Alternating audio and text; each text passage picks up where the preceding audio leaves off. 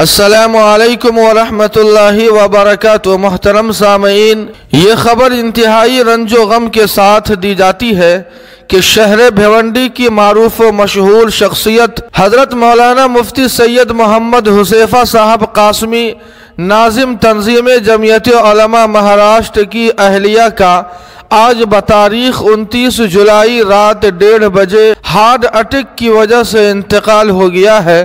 انا للہ و انا الیہ راجعون۔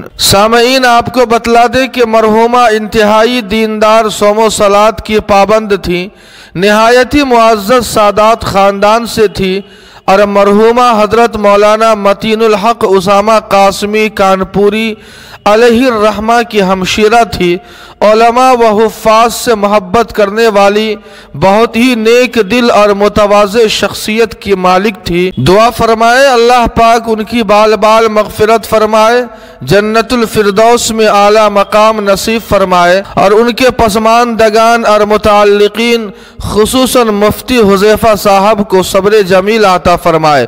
جی ہاں سامعین، آپ سے گزارش ہے کہ مرحومہ کے لیے دعائیہ جملہ ضرور کمنٹ کرے، ویڈیو کو لائک اور شیئر کر دیں، اور قاسمی جی کے کو سبسکرائب کرنا نہ بھولیں۔ والسلام علیکم ورحمۃ اللہ۔